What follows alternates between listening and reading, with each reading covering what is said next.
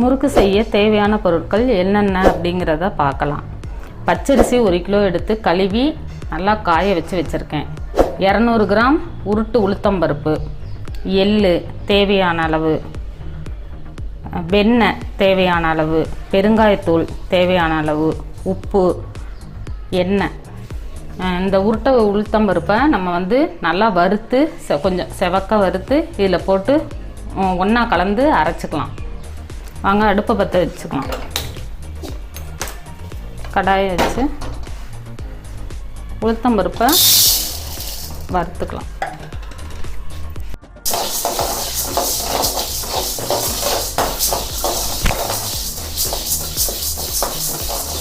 ரொம்ப செவக்கவும் இல்லாமல் ரொம்ப வெள்ளையாகவும் இல்லாமல் இந்த பதத்துக்கு எடுத்துக்கணும். இந்த அரிசியோட கொட்டிடலாம்.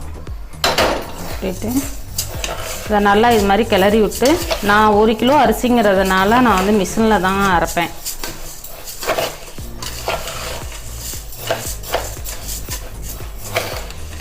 ஒரு கிலோ பச்சரிசிக்கு 200 கிராம் உளுத்தம்பருப்பு சரியாக இருக்கும். இதை நான் மிஷினில் அரைச்சிட்டு வந்துட்டு உங்களுக்கு எப்படி செய்யலாங்கிறத பார்க்கலாம். இதை பாருங்க, முறுக்கு மாவும் நல்லா நைஸாக இது மாதிரி அரைச்சிக்கணும். தேவையான அளவு எள்ளு போட்டுக்கலாம்.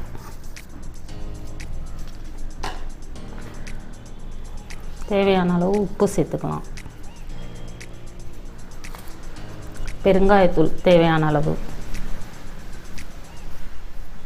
இது எல்லாத்தையும் ஒரு கிளறி விட்டுக்கலாம்.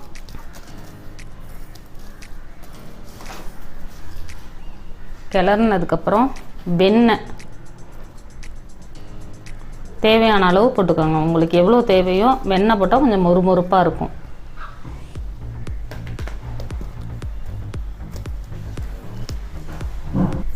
தேவையான அளவு தண்ணி ஊற்றிக்கலாம். அளவுலாம் கிடையாது இதுக்கு.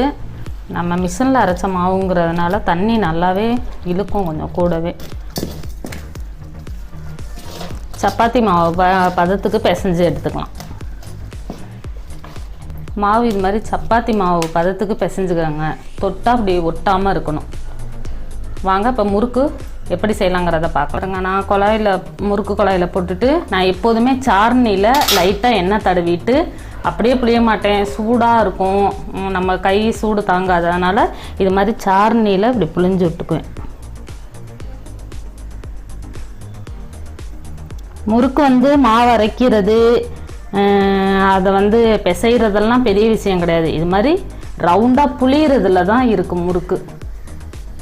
புளிஞ்சு இப்படி போட்டுருவேன்.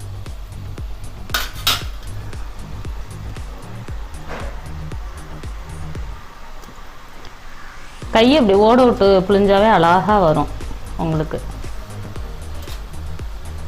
இப்படி பொறுமையாக இப்படி போட்டிங்கனாவே அது பாட்டுக்கு. அதுக்கப்புறம் சார்னிலாம் வச்சு திருப்பாமல் அழகாக இந்த மாதிரி கம்பி, வடை குத்துற கம்பி வச்சு இப்படி திருப்பி விட்டிங்கனாவே போதும். ரொம்ப சிகப்பாகவும் இல்லாமல் ரொம்ப வெள்ளையாகவும் இல்லாமல் எவ்வளோ அருமையாக வருது பாருங்கள். முறுக்கு நம்மளுக்கு எப்படி வெந்தது தெரியும்னா, இந்த மாதிரி நல்லா சொடப்பெல்லாம் அடங்கிடும். அதுக்கப்புறம் இப்படி எடுத்துட்டிங்கனாவே நல்லா அருமையாக இருக்கும் முறுக்கு. முறுக்கு ரெடி ஆயிடுச்சு. இதை உங்கள் வீட்டில் நீங்களும் செஞ்சு பாருங்கள். ரொம்ப ஈஸியாக செஞ்சிடலாம்.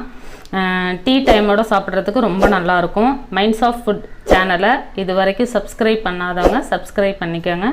வீடியோ பார்த்த அனைவருக்கும் நன்றி.